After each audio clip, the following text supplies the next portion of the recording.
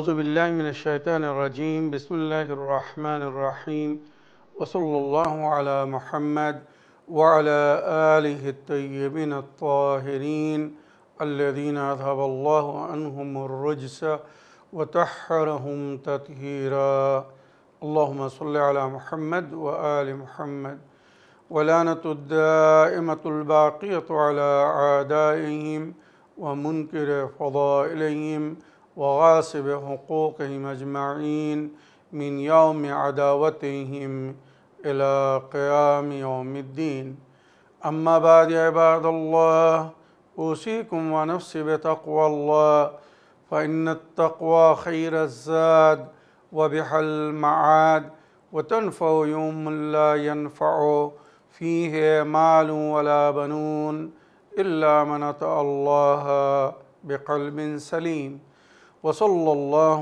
على محمد وعلى آله الطيبين الطاهرين اللهم صل على محمد وآل محمد আমার প্রিয় দর্শক ও শ্রোতাবৃন্দ আসসালামু আলাইকুম ওয়া রাহমাতুল্লাহি ওয়া বারাকাতুহু। আপনাদের সকলকে আন্তরিক সালাম ও শুভেচ্ছা জানিয়ে আজকের অনুষ্ঠান ইসলাম ইন বাংলায় আপনাদেরকে স্বাগতম জানাই। আজ পবিত্র রমজান মাসের 16 তারিখ, সুতরাং সর্বপ্রথম আজকের দিনের দোয়া পড়ব ও তার তর্জমা করব। তারপরে আজকের রাত্রে কত রেকাত নামাজ পড়তে হবে সেটা বলবো।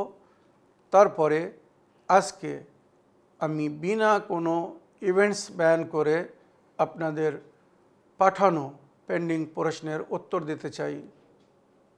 প্রায় 2 সপ্তাহ ধরে অনেকের প্রশ্নের উত্তর পেন্ডিং আছে।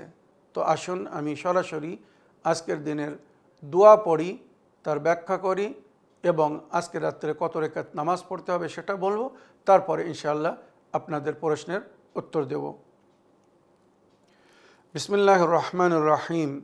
আল্লাহুম্মা ওয়াফিকনি ফীহি লিমুওয়াফাকাতিল আবরার ওয়া জান্নিবনি ফীহি মুরাফাকাতাল আশরার ওয়া আওয়িনি ফীহি বিরহমাতিকা ইলা দারিল করার বিইলাহিয়াতিকা ইয়া ইলাহাল আলামিন।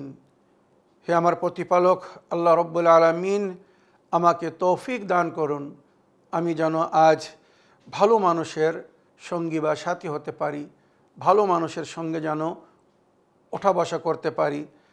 ও জান্নিবনি ফীহি মিন মুরাফাকাতিল আশরার, আর যারা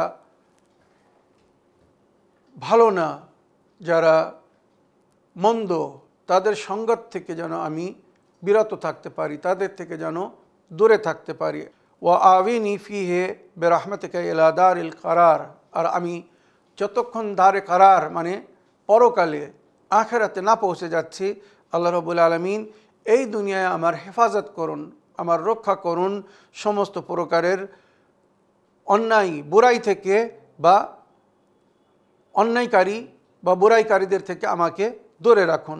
বিইলাহিয়াতিকা ইয়া ইলাহাল আলামিন, আপনার উলুহিয়াতের হেসারে আমাকে নিয়ে নিন।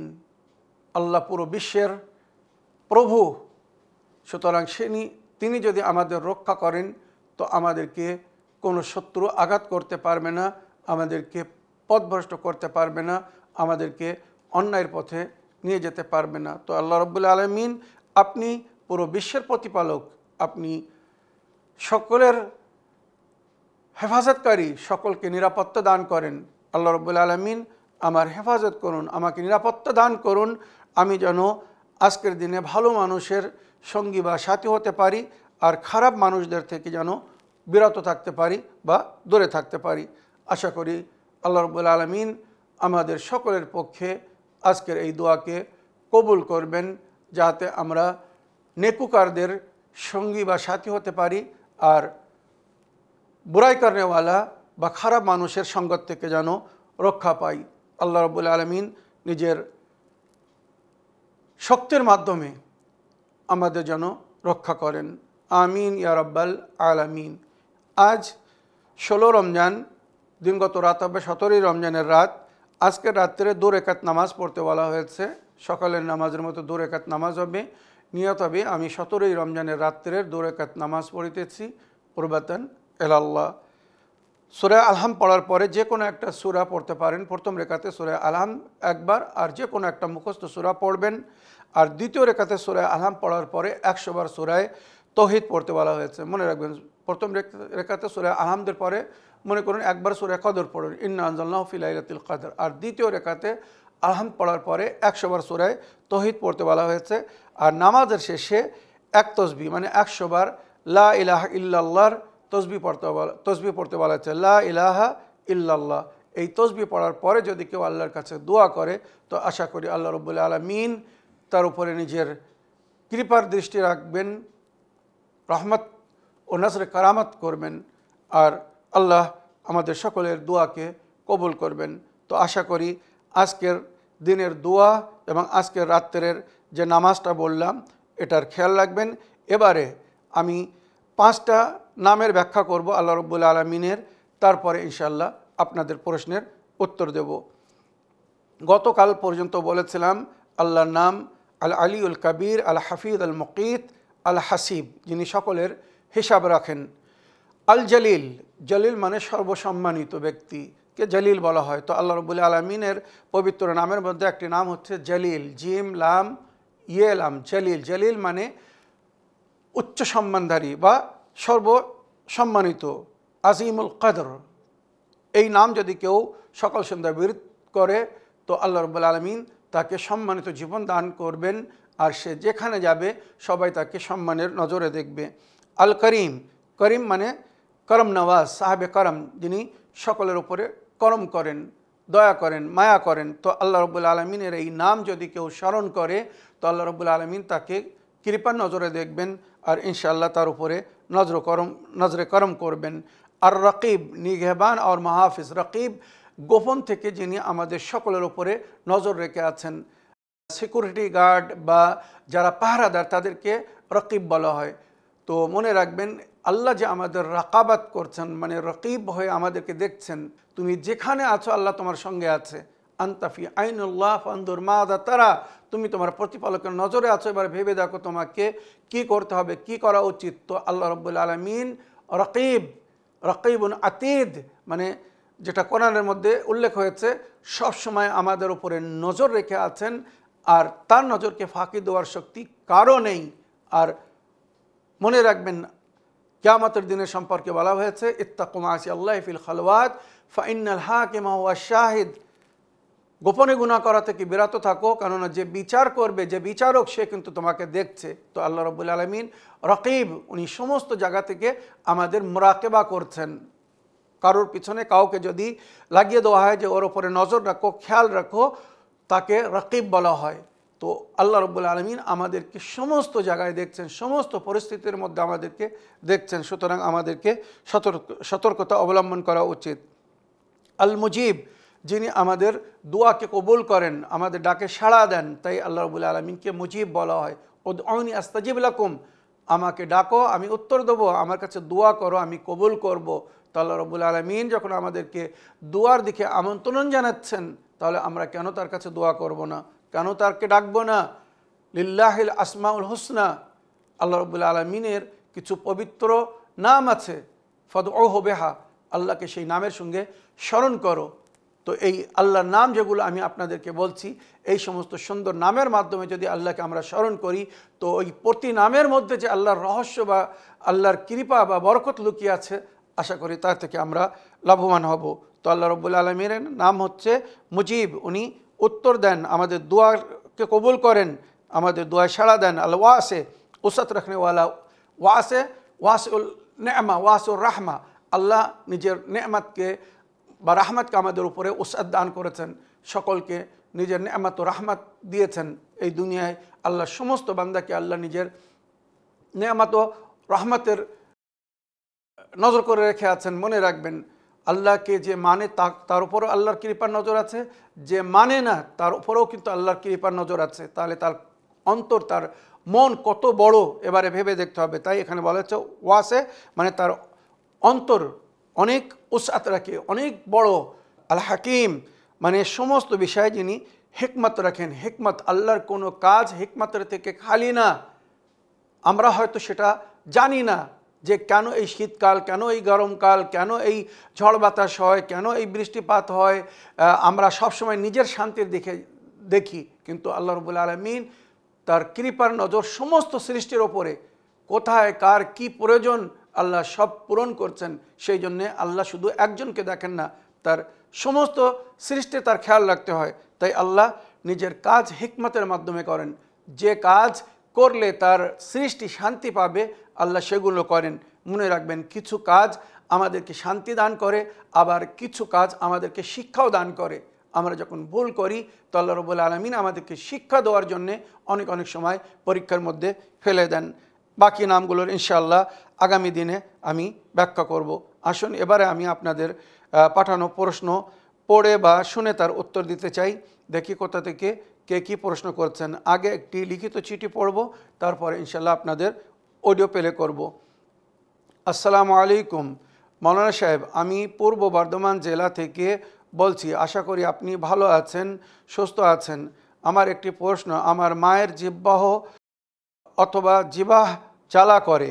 আমার মা সকিনা বিবি, উনি আপনার সমস্ত এপিসোড শোনেন বা দেখেন এবং আপনি যে যে আমলগুলো করতে বলেন ঠিকভাবেই পালন করেন এবং সেই তালিম আমাদেরকেও দিচ্ছেন, সকলকে বলছেন আমল করার জন্যে এবং আমরাও করি। আপনি কোনো উপায় বলে দিন যাতে আমার মা সুস্থ হয়ে যান। আপনি ভালো থাকুন, সুস্থ থাকুন। আল্লাহ হাফিজ। ওয়ালাইকুম আসসালাম রহমতুল্লাহি ওবারাকাতুহু। আমার প্রিয় ভাই বা বোন, আপনি নিজের নাম লেখেননি, আপনার মায়ের সম্পর্কে লিখেছেন। ওনার জিহ্বাহ জ্বালা করে, তার জন্য কোনো উপায় চেয়েছেন, আর উনি আমাদের সমস্ত এপিসোড দেখেন, আপনাদেরকে বলেন, অন্যদেরকে বলেন। এর জন্যে আপনার মাকে অনেক ধন্যবাদ জানাই। অ্যালোভেরার রস আর তার সঙ্গে সামান্য ফটকিরি মিক্স করে, মনে রাখবেন, আপনার মাকে বলবেন খুব সতর্কতার সঙ্গে যদি এইটা 2 থেকে 3 দিন করেন তো ওনার ওই জিহ্বার জ্বালা বন্ধ হয়ে যাবে। অ্যালোভেরার রসে সামান্য ফটকিরির পাউডার মিক্স করতে হবে, আর ওটা জিভের উপরে ভালো করে ঘষে দিতে হবে।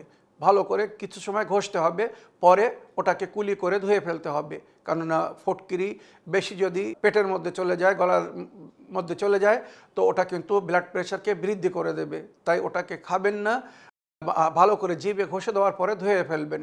আর যদি সামান্য লবণ দিয়ে অ্যালোভেরার পাতার রস বা জায়তুনের তেল, দুটো যে কোনো একটা ব্যবহার করতে পারবেন। তো অ্যালোভেরার পাতার রস আর তার সঙ্গে সামান্য লবণ লাগিয়ে রাতের বেলা জিহ্বার ওপরে ঘষে দিয়ে শুয়ে পড়ুন।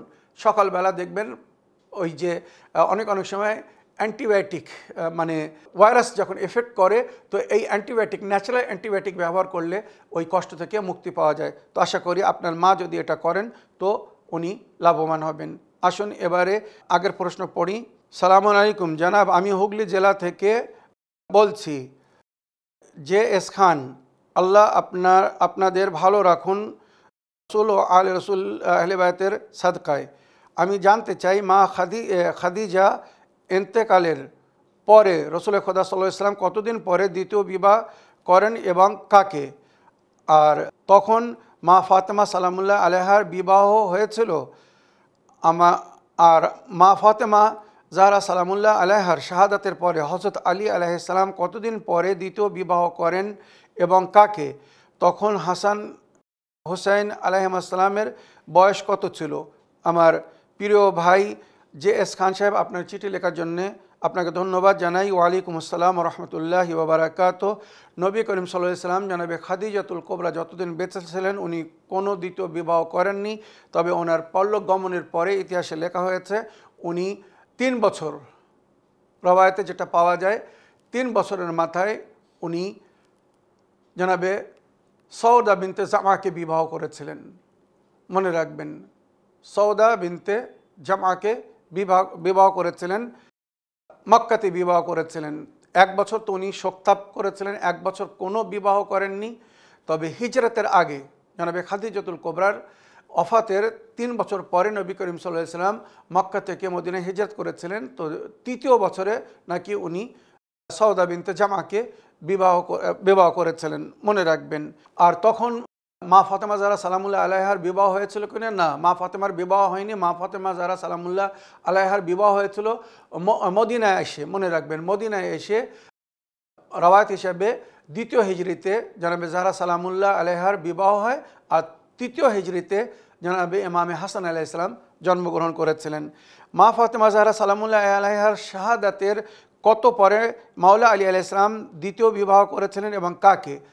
রওয়ায়াত হিসেবে পাওয়া যায় জনাবে জাহরা সালামুল্লাহ আলাইহার ওয়াফাতের পরে বা শাহাদাতের পরে জনাবে উম্মুল বানিনকে বিবাহ করেছিলেন, কেননা বিবি জাহরা নিজের ওসিয়তনামায় লিখেছিলেন যে আমার পরে আমার বাচ্চারা এখন ছোট। তখন ইমামে হাসান হোসেন আলাইহিস সালামের বয়স ছিল, মনে রাখবেন, রওয়ায়াত হিসেবে 6 থেকে 7 বছর। আর জনাবে উম্মে কুলসুম এবং ওনার বোন বিবি জাইনাব, মানে জাইনাব ও কুলসুম আরও কম বয়সের ছিলেন, মানে 4 থেকে 5 বছর, আর হাসান ও হোসেন 6 থেকে 7 বছর।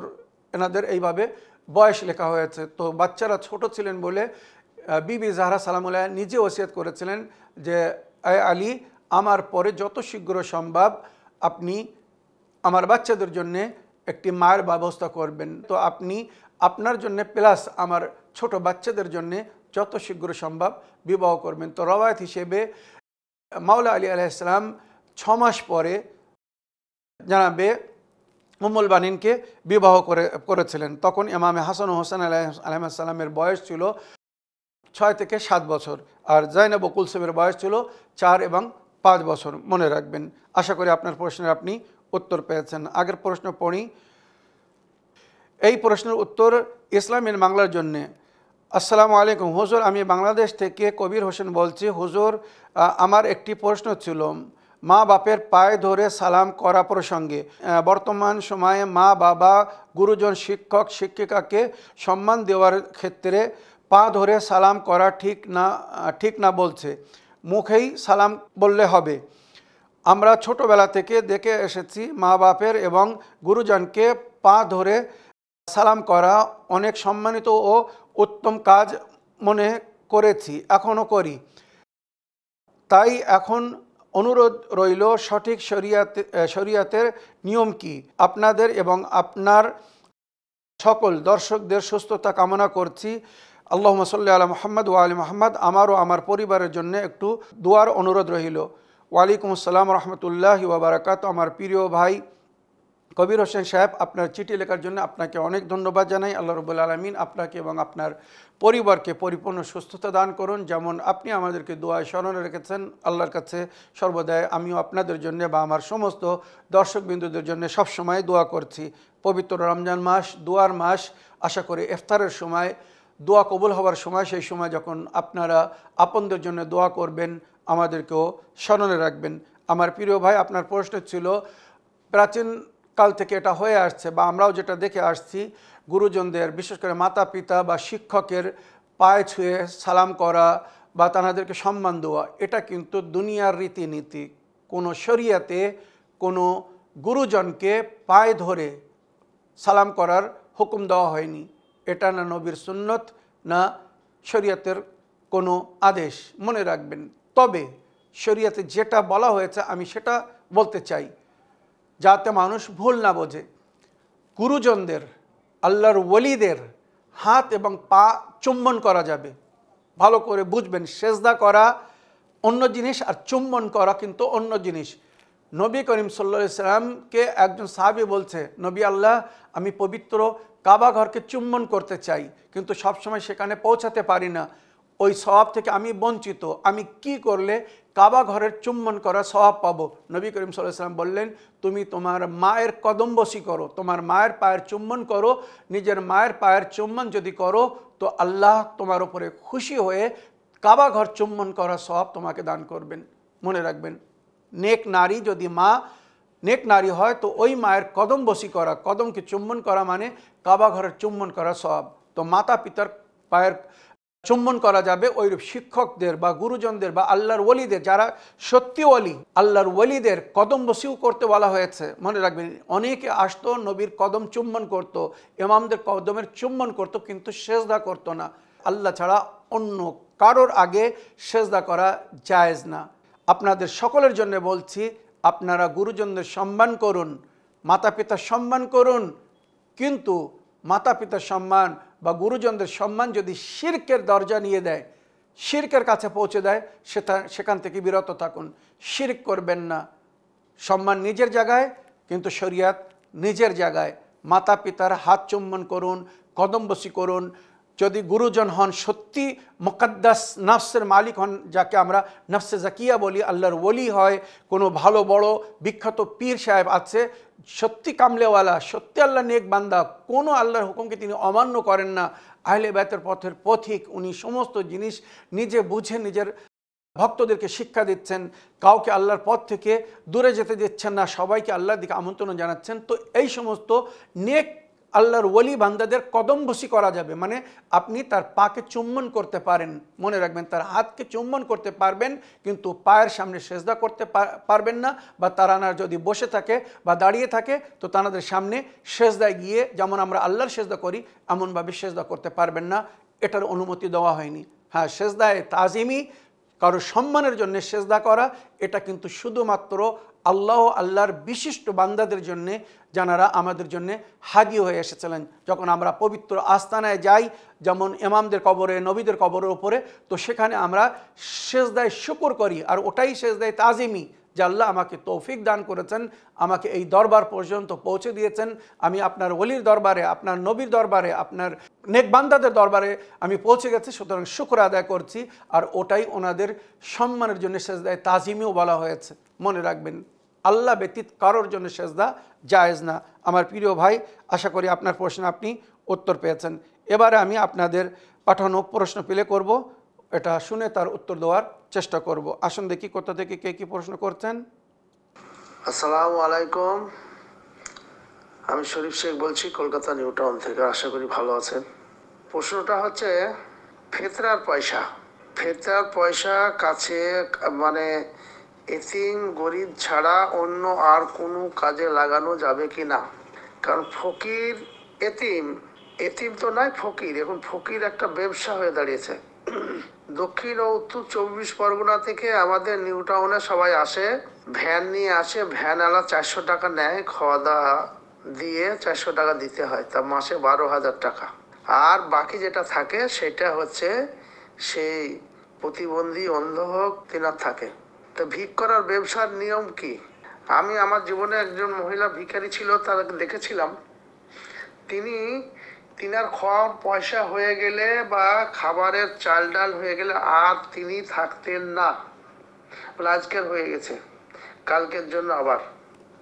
তাহলে সেই ভিখারিটা সঠিক, না চিরকাল ভিক্ষা করেই যাবে, বাড়ি গাড়ি সব করে নিচ্ছে? তাহলে তার ব্যবসার পরিণত হলো। তো ভিখারি ব্যবসায়িক, আর ভিখারি হচ্ছে কি বলবো, হ্যাঁ। তো এটা সম্বন্ধে 1 নম্বর। আর ফেতরার পয়সা কোন কোন কাজে লাগানো যায়?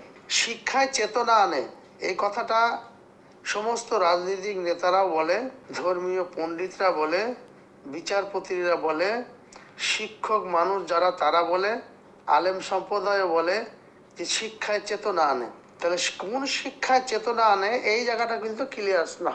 সেটা কোন শিক্ষা, এই শিক্ষাটা কিন্তু কেউ ক্লিয়ার ভাবে বলতে পারে না।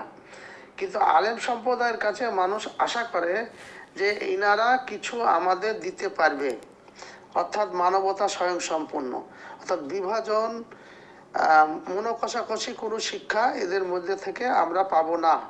কিন্তু দেখা যাচ্ছে যে আলেম সম্প্রদায়ের মধ্যেই বড় বিভাজন সব থেকে বেশি। এরা সমাজ ভাঙার এবং সমাজ প্রতিষ্ঠিত করে আবার সমাজ ভাঙার মাস্টার ইনারাই হচ্ছে, দেখা যাচ্ছে এটা। এই প্রশ্নটা আমার রইল। আসসালামু আলাইকুম রহমতুল্লাহ বারাকাতুহু। ওয়ালাইকুম আসসালাম রহমতুল্লাহি ওয়া বারাকাতুহু। আমার প্রিয় শরীফ ভাই, আপনার ভয়েসমেলের জন্য আপনাকে অসংখ্য ধন্যবাদ জানাই। আপনি সুন্দর দুটি বিষয় নিয়ে প্রশ্ন রেখেছেন। এক, জাকাত ও ফেতরা কাদেরকে দেওয়া উচিত? অনেকেই স্বভাবে চায় আর অনেকে অভাবে চায়। তো যারা অভাবে চায় তাদেরকে দিতে বলা হয়েছে। যারা স্বভাবে চায়, মানে ফকিরি যাদের ব্যবসা হয়ে গেছে, অভাব যাদের ব্যবসা, এদেরকে দিতে মানা করা হয়েছে শরীয়তে, মনে রাখবেন। যেমন আপনি তাদের বিষয়ে বিস্তারিত বললেন। যাকাত কাদেরকে দিতে হবে, আমি কোরআনের আয়াত থেকে উত্তর দিতে চাই। সূরা তওবা আয়াত নম্বর 60-এ উল্লেখ হয়েছে যাকাত বা ফিতরা কাদেরকে দিতে হবে। বিসমিল্লাহির রহমানির রহিম। ইন্নামাস সাদাকাতু লিল ফুকারা।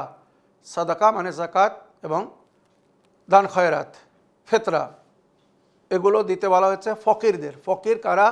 যাদের কাছে দিনের পানাহার নেই, বছরের খরচা নেই, বা মাসের খরচা নেই, সপ্তাহের খরচা নেই, কষ্টের সঙ্গে জীবনযাপন করছে, তবে তারা আল্লাহর নেক বান্দা, সৎ কাজ করে, হারাম কাজ করে না, মদ খায় না, জুয়া খেলে না, নামাজ ত্যাগ করে না, রোজা ছাড়ে না, মনে রাখবেন এমন ফকিরদেরকে দিতে বলা হয়েছে। লিল ফুকারা ওয়াল মাসাকিন। মাসাকিন যাদের অবস্থা ফকিরদের চেয়ে তো খারাপ, মানে খুব দুস্থ অবস্থায়। ফকির অনেক আছে যারা গরিব, কিন্তু একদিন যদি কাজ নাও করে তো তাদের চলবে, বা একদিন যদি তারা কারোর সামনে যেয়ে হাত না পাতে তাও চলবে। কিন্তু মিসকিন যাদের অবস্থা খুবই শোচনীয়, মানে যাদের প্রতিদিন মেহনত করে খেতে হয়, পরিশ্রম করে হোক আর চেয়ে হোক, তো এদেরকে বলা হয়েছে মিসকিন। ফকির গরিব মানুষকে বলা হয়েছে, সাধারণ গরিব মানুষ, অনেক সময় তাদের অবস্থা ভালো হয়ে যায় আবার খারাপ হয়ে যায়, এদেরকেও দান খয়রাত দেওয়া যাবে, কোনো অসুবিধা নেই। তবে মিসকিন যাদের অবস্থা খুব শোচনীয়, মানে বেচারা, তাদেরকে দিতে বলা হয়েছে ওয়ালা আমিলিন আলাই। এবং শরিয়াতের কাজ করার জন্যে, দিনের কাজ করার জন্যে যাদেরকে ওই সমস্ত যাকাত ফিতরা তোলার দায়িত্ব দেওয়া হয়েছে, এদেরকে দেওয়া যাবে, কেননা ওরা ওই পয়সাটা আমাদের থেকে সংগ্রহ করে দিনের কাজ করে, ধর্মের কাজ করে। মনে রাখবেন, মসজিদ তৈরি করা, মাদ্রাসা তৈরি করা, স্কুল কলেজ তৈরি করা, সমাজের প্রয়োজনে সেটা ব্যবহার হয়। তো ওয়াল আমিলিন আলাইহা ওয়াল মুআল্লাফাতি কুলুবহিম।